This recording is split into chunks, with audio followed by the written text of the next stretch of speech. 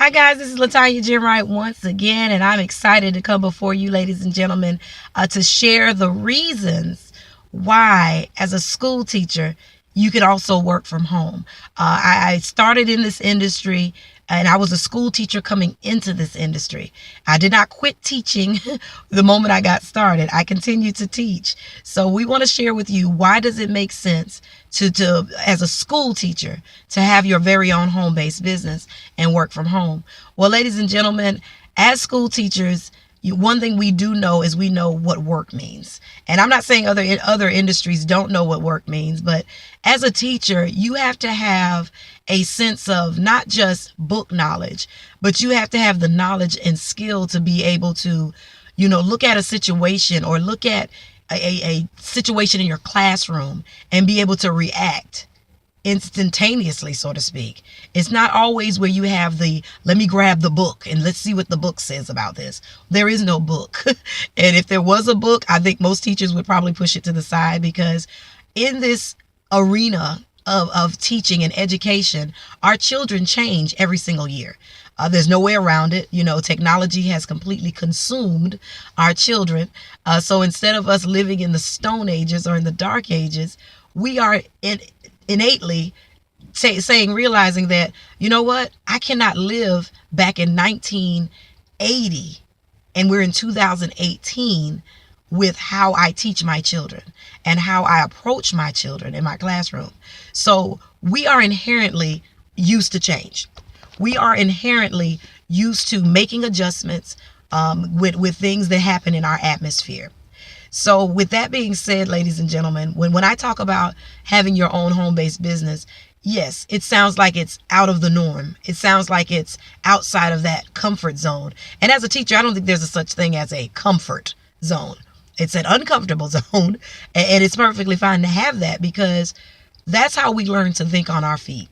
That's how we learn to think on our toes. We're not going to let, anything take over, so to speak, our classroom. We're going to be sort of in control. So what I want to talk about right now is, as a teacher, what I've learned is that when we reach out to people, we want people to see our genuineness, if that's a word. We want people to see how genuine we are, or how caring we are, and how loving we are, and how much we love what we do. Well, the way that I saw to do that was not only to just be concerned about our children's education, because that's at the forefront. You want to make sure that that child gets what you're giving. You want to make sure that when you're teaching a subject or when you're giving out information, that they're not lost in the cracks. But at the same time, you want to make sure that the whole child is being addressed, so to speak. That child may be dealing with something emotionally at home. They may be dealing with something, painful in their body. And you don't want to ignore that in order to just get your subject matter sort of across. Well, ladies and gentlemen, that's the same way we feel about how we drive with this industry. Because that was already in me to want to do those things for my children, it made too much sense for me to want to do it for their parents, their grandparents, their aunts, their uncles. They may not be sitting in my classroom for me to teach them science, but they were sitting in my live event and wanted me to teach them how to manage their money, how to save money, how to make money, how to grow their business that they're already in. And that for me was very rewarding. And to me, I think when I was teaching, and I love to teach, ladies and gentlemen, I don't want you to get that wrong.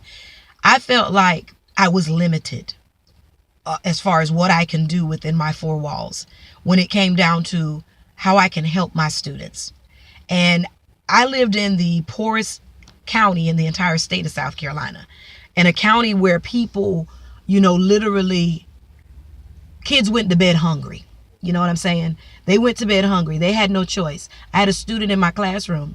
He came to me. He said, "Miss Jenwright, listen, do you have anything for me to eat in your class?" Because I made it that free for them to be able to ask me questions like that. And I said, "Sure, you can eat something. Why was the matter?" He said, "Well, Miss Jenwright, my mom had to go to work last night, and we had one pack of oodles and noodles. I cooked the pack for me and my sister to share it, but she was more hungry than I was. So she said she was very hungry, so I went ahead and gave her mine." And to me, I mean, I literally sent that child home with so much food. He probably had enough to feed him for about 2 or 3 months. But, if you're a teacher and you're listening to this, or if you may not even be a teacher and you're hearing this, your passion for wanting to help people may be limited to just the door of your classroom.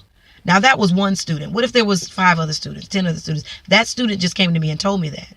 But the key to it was, how can I actually affect this child long term versus it just being in my classroom?